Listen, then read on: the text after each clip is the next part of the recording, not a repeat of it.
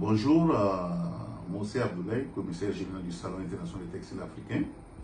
Il faut dire que le Salon international du textile africain, le SITA, est une initiative purement africaine, originale, et qui vise à rassembler les Africains autour du textile africain.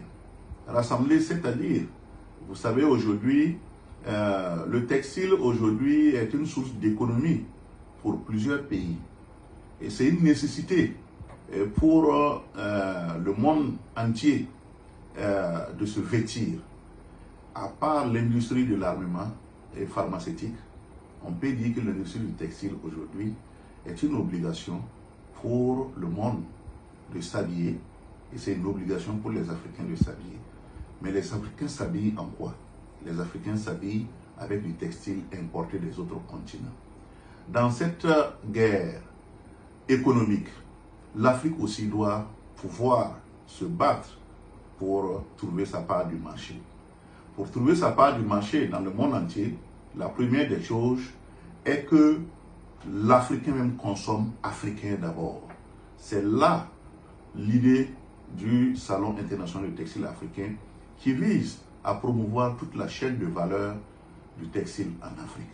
C'est-à-dire depuis le cotonculteur, de l'usine de transformation, de tisserands, de tisseuses, de mannequins, de stylistes, tous ceux qui sont au niveau de la chaîne de valeur, le SITA essaie de les mettre en exergue pour qu'ils donnent le mieux d'eux-mêmes pour pouvoir affronter le marché mondial. Le marché mondial, c'est sans pitié. Il n'y aura pas des achats ou il n'y aura pas d'échange sur la base du sentiment. Là-bas, c'est la qualité du produit qui se vend. Et pour des meilleures qualités, pour conquérir le marché mondial, il faut amener les stylistes, les mannequins et les acteurs du textile à la concurrence. Donc, d'où est née l'initiative du Salon international du textile africain. La dernière édition était à Conakry, qui a réuni 42 pays africains, et ce qui était vraiment très génial. Et cette année, nous avons la 10e édition qui doit normalement se tenir au Gabon. Et le Salon du textile a vu jour depuis 2009, malgré certaines situations en Afrique que nous connaissons, nous sommes obligés de reporter, sinon que c'est depuis 2009 le salon existe. Et il est à sa 10e édition. Donc nous pouvons dire que nous sommes aussi disposés et disponibles pour que nous puissions consommer du textile américain, que les Américains consomment le textile africain.